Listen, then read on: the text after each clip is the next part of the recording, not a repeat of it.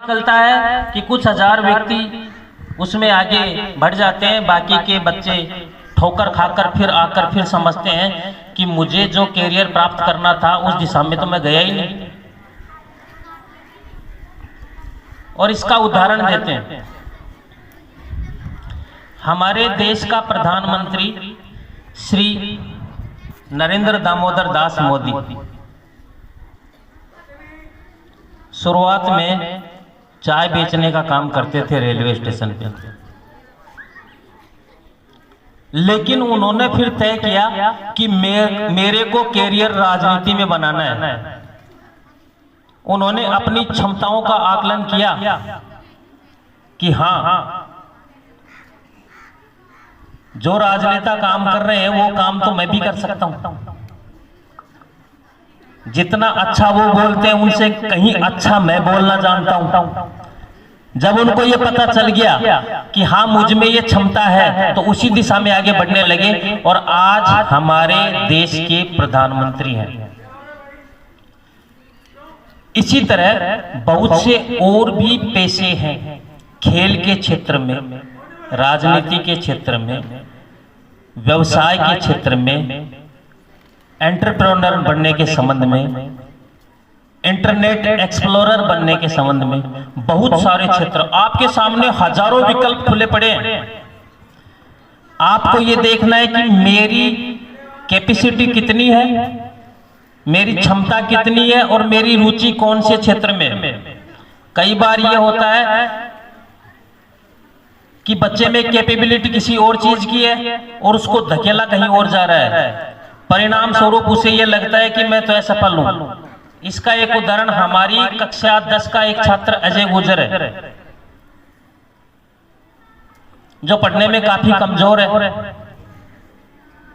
लेकिन खेलने में उसकी बड़ी रुचि है, कुश्ती में बड़ी रुचि है उसकी।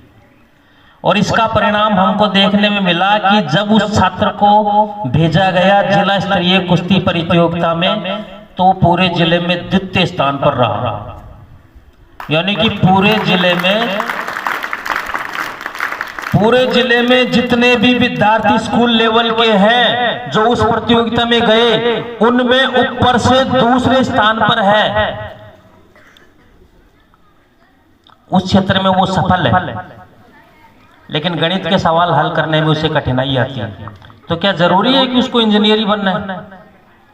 इसी तरह आपको भी अपनी क्षमताएं देखनी है, और क्षमताएं देखने के लिए आप अपने बगल वाले को देखिए, आपको पता चल जाएगा। आप अपने आसपास वालों को देखिए कि ये मुझसे इस क्षेत्र में तेज है या कमजोर है।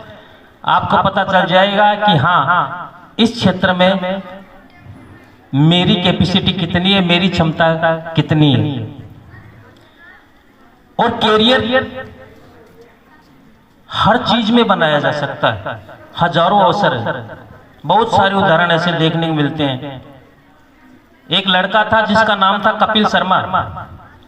स्कूल के दिनों से वो केवल चुटकुले सुनाया करता था, और लोग जब उसे सुनते थे तो बड़े हंसते थे, प्रसन्न हो जाते थे, लेकिन बाद में ऐसा कहते थे कि पढ़ने लिखने में तो ये कमजोर है, इसको कुछ आता नहीं, क्या करेगा ये, बस हंस लेता है, हंसा लेता है।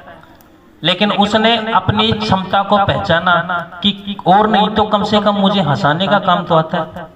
आज वो भारत का सबसे बड़ा स्टैंड अप कॉमेडियन है और करोड़ों रुपए रिटर्न है उसकी सालाना। इसी तरह खेल के क्षेत्र में देखिए, महेंद्र सिंह धोनी रांची झारखंड से निकलकर देश की क्रिकेट टीम का कप्तान बनने की कहानी, उसने भी अपनी क्षमताओं को पहचाना कि मैं डॉक्टर नहीं बन सकता, मैं इंजीनियर नहीं बन सकता, मेरी रुचि खेल में है, तो मैं क्यों ना अपनी पूरी क्षमता का इसमें इस्तेमाल करूं। इसीलिए सभी बच्चों को केवल एक दिशा में आगे नहीं बढ़ना है कि हमें रेस इसी दिशा में करनी है और हम दौड़ते हैं।